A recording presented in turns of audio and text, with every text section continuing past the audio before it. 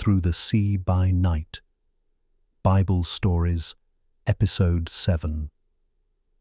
The story begins on a road out of Egypt. For many years the children of Israel had lived under Pharaoh's hand. They had built store cities, they had made brick, they had carried burdens that were not their own. Their fathers had remembered the promises given to Abraham, Isaac, and Jacob.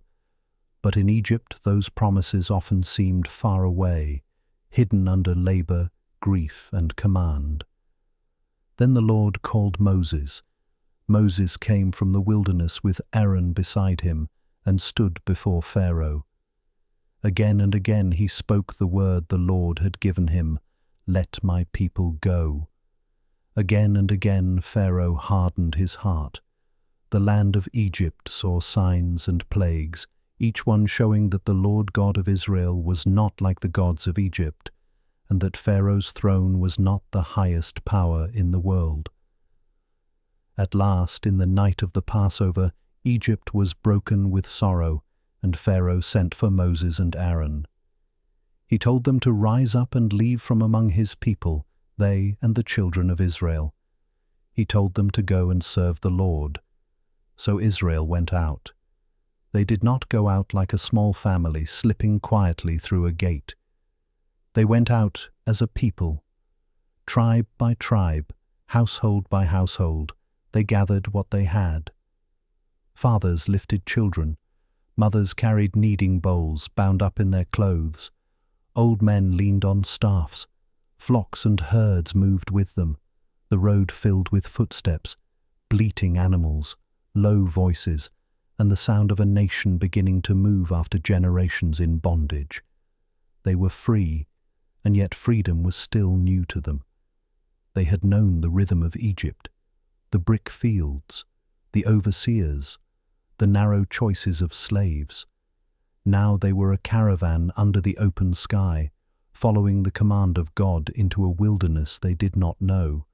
The Lord did not leave them to guess the way. By day he went before them in a pillar of cloud to lead them. By night he went before them in a pillar of fire to give them light.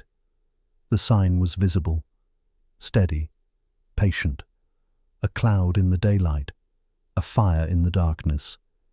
Israel could lift their eyes and know that the Lord was before them. The people had left Egypt, but Egypt had not yet left the story. The journey did not take the shortest road. There was a way through the land of the Philistines, but the Lord did not lead them that way, lest the people see war and turn back to Egypt. Instead he led them by the way of the wilderness, toward the sea. Israel followed the pillar. In the day the cloud rose above the camp. It was a sign in the brightness, a mark of the Lord's presence when the sun was high and the land stretched wide around them. In the night, the fire shone before them. The darkness did not take away their guide. The same Lord who led them under the sun led them when the stars came out. Behind them lay Egypt, the place of bondage. Before them lay the wilderness, the place of trust. And beyond the wilderness, though they could not yet see it, lay the land promised long before. But first there would be a sea. The Lord told Moses where the people were to turn and encamp. They were to camp by the sea. To human eyes it looked like a strange place to stop. Water ahead, wilderness around, Egypt behind. A nation with children, animals, and wagons could not move quickly there. He knew Pharaoh's heart. He knew that when the first shock of Israel's departure had passed, Pharaoh would count the loss. He would look at the empty places where slaves had worked. He would hear from his servants that the people had fled. Then the old hardness would rise again. In Egypt, Pharaoh changed his mind. The king and his servants said, "Why have we done this, that we have let Israel go from serving us?" Freedom for Israel felt like loss to Egypt. Pharaoh had seen the signs. He had felt the judgments. He had given the command to let them go. Yet his heart turned again toward power control, and pursuit. So he made ready his chariot. He took his people with him. He took chosen chariots, and the chariots of Egypt, and captains over every one of them. The machinery of a kingdom began to move across the road Israel had taken. Wheels turned. Horses ran. Armed men followed their king into the wilderness. The same empire that had used whips and commands now came with speed and force. Israel was not an army trained for battle. They were a delivered people still learning how to walk in freedom. Their hands were full of children, belongings, bread, and staffs. Their animals moved at the pace of flocks. Their hearts were full of everything that had happened in Egypt, and everything they did not yet understand. Pharaoh pursued after them. The dust of Egypt rose behind the people of Israel. At first, perhaps only a few saw it. A line in the distance, a movement on the horizon. Then more looked back. The shape became clearer. Not travelers, not traders, chariots, horses, soldiers. Egypt was coming after them. The people lifted up their eyes. Behind them was Pharaoh's army. Before them was the sea. Fear moved through the camp. They cried out unto the Lord. They spoke to Moses with the sharpness that often rises when fear presses hard. Were there no graves in Egypt, they asked, that you have taken us away to die in the wilderness? Why have you dealt with us like this to carry us forth out of Egypt?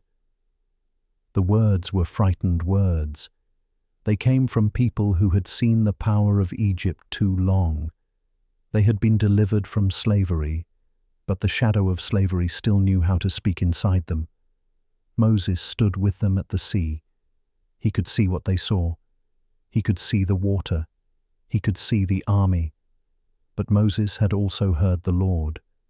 Moses spoke to the people, "Fear ye not, stand still, see the salvation of the Lord, which he will show to you today. The Egyptians whom ye have seen today, ye shall see them again no more forever. The Lord shall fight for you, and ye shall hold your peace." These were not words spoken because the danger was imaginary. The danger was real. Pharaoh was real. The chariots were real. The sea was real. But Moses called the people to look beyond what was visible and to trust the Lord who had already brought them out. "Fear not, stand still. See." The command to stand still did not mean that nothing would happen. It meant that the first work belonged to God. Israel's rescue would not begin with their strength, their planning, or their weapons. It would begin with the Lord. Then the Lord spoke to Moses, "Why criest thou unto me? Speak unto the children of Israel, that they go forward. Go forward." At that moment, forward meant toward the sea. The Lord told Moses to lift up his rod, stretch out his hand over the sea and divide it. The children of Israel would go on dry ground through the midst of the sea. Evening came near. The army of Egypt drew closer. The children of Israel stood by the sea. The camp, with all its families and animals and frightened voices, lay between danger and promise. Then the angel of God, which went before the camp of Israel, removed and went behind them. The pillar of the cloud went from before their face and stood behind them. The guide became a guard. The sign that had led them now placed itself between Israel and Egypt. On one side was the camp of the Egyptians. On the other side was the camp of Israel. The pillar stood between them through the night. To Egypt it was cloud and darkness. To Israel it gave light by night. So the one presence of the Lord made a separation. Egypt could not come near Israel all the night. The people who had once been under Pharaoh's reach were now sheltered by the Lord's own presence. The darkness did not belong to Egypt.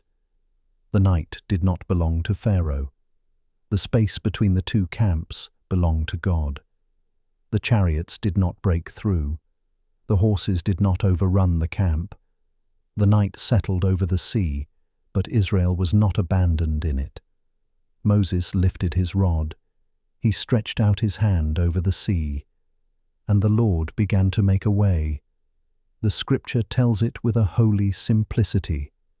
And Moses stretched out his hand over the sea, and the Lord caused the sea to go back by a strong east wind all that night, and made the sea dry land, and the waters were divided. And the children of Israel went into the midst of the sea upon the dry ground, and the waters were a wall unto them on their right hand, and on their left. The wind blew all that night, not as chaos beyond God's command, but as a servant of the Lord's word. It moved over the water hour after hour. It pressed through the darkness with a steady sound. The people could hear it.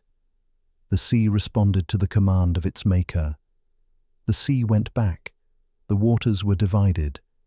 Dry ground appeared where no road had been. The path was not made by human hands. No engineer had surveyed it. No builder had laid stones across it. No army had bridged it. The Lord opened a way through the sea, and the way came in the night. The crossing did not wait for daylight. Israel did not stand until morning, and then see a simple road glittering ahead. The Lord brought them through while the night was still around them. Behind them, the pillar held back Egypt. Before them, a path opened where the sea had been. The sound of the wind became part of the story, not a sound of violence, but a sound of movement, of breath across the waters, of creation obeying the Creator. Through the long hours, the east wind blew, and the ground beneath the sea became dry. Then the children of Israel went forward. The first steps must have been quiet. A people do not easily forget that water had been standing there. The sea was not a valley they had known. It was not a road worn by travellers. It was a passage opened for them by the Lord between walls of water. Moses had spoken the word, "Go forward." So they went. Families entered the path. Children held close to parents. Elders stepped carefully. Flocks and herds moved after their keepers. The caravan that had come out of Egypt now passed into the midst of the sea upon dry ground. On their right hand, water stood. On their left hand, water stood. Above them was the night. Behind them was the pillar, guarding the way. Under their feet was dry ground. They walked through the dark with water on either side. The old life was behind them. Egypt could see them, perhaps, but could not reach them. The sea, which had seemed to close the way, had become the very road of rescue. What looked like an ending became a passage. The night was long enough for obedience, long enough for many feet, long enough for the last families to leave the shore they had feared and enter the road God had made. The walls of water did not fall upon them. The ground did not swallow them. The pillar did not fail behind them. The Lord held the way open until his people had crossed. The Egyptians saw Israel enter the sea. Pharaoh's army, held back through the night by the cloud and the darkness, followed after them into the midst of the sea. The chariots moved where Israel had walked. The horsemen pressed into the path. But the Lord looked unto the host of the Egyptians through the pillar of fire and of the cloud, and troubled the host of the Egyptians. He took off their chariot wheels so that they drove heavily. The great speed of Egypt failed. The machines of pursuit became burdened. The wheels that had seemed so strong could not carry them forward as before. The army that had chased Israel into the wilderness found itself inside a path made by the God it had resisted. Then the Egyptians said, "Let us flee from the face of Israel, for the Lord fighteth for them against the Egyptians." They understood too late what Moses had said to Israel at the shore, "The Lord shall fight for you." The Lord told Moses to stretch out his hand over the sea again. Moses stretched forth his hand over the sea. The waters returned. As the morning appeared, the sea returned to its strength. The waters came back to their place. The shore behind Israel was closed. The way back to Egypt was closed. The pursuit was ended. Morning came on the far shore. Israel stood beyond the sea. The night had passed. The wind had done its work. The pillar had guarded them. The waters had stood aside. The people who had trembled between sea and army now looked back from the other side. They were alive. They were free. The Lord had saved Israel that day out of the hand of the Egyptians. The sea lay between them and Egypt. The road ahead was still wilderness. They had not yet reached Sinai. They had not yet received the law. They had not yet learned the long lessons of trust, manna, thirst, patience, rebellion, mercy, and covenant. Many chapters still waited, but this morning was a marker that could never be erased. The Lord had made a way where there was no way. The people feared the Lord and believed the Lord and his servant Moses. Then Moses and the children of Israel sang unto the Lord. I will sing unto the Lord, for he hath triumphed gloriously. The Lord is my strength and song, and he is become my salvation. The words looked back across the water and named the truth. Salvation belonged to the Lord. Then Miriam, the prophetess, the sister of Aaron, took a timbrel in her hand. The women went out after her with timbrels and with dances. Miriam answered them, Sing ye to the Lord, for he hath triumphed gloriously. The sound on the far shore was gentle and full. Miriam's song did not erase the wilderness ahead, but it rightly named the mercy behind them. They had been brought through. He did not bring Israel out of Egypt only to lose them at the sea. He did not show them the pillar only to abandon them in the dark. He did not call them forward only to leave the waters closed before them. The Lord who began the deliverance completed it. This is the shape of the story. Bondage behind them, a pillar before them, a sea ahead, an army behind, a command, fear not, a command, stand still, a command, go forward, a hand stretched out, a wind through the night, waters standing on the right hand and on the left, dry ground under the feet of a delivered people, morning on the far shore, and a song. The calm power of the account is not that Israel was fearless. They were not. They cried out. They questioned Moses. They saw Pharaoh's chariots and were sore afraid. The story does not hide their fear, but their fear was not stronger than the Lord's promise. Their weakness was not stronger than his command. Their danger was not stronger than his presence. The sea did not have the final word. Pharaoh did not have the final word. The night did not have the final word. The Lord did. And when he spoke, the waters moved. When he guarded, Egypt could not come near. When he opened the way, Israel walked through. When morning came, the people were no longer standing where fear had found them. So remember the road out of Egypt. Remember the caravan under the sky. Families, flocks, elders, children, all moving by the mercy of God. Remember the pillar of cloud in the day and the pillar of fire in the night. Remember how the Lord led them by a way they would not have chosen, yet by a way he fully knew. Remember Pharaoh's change of heart and the chariots rolling across the wilderness. Remember the sea ahead and the army behind.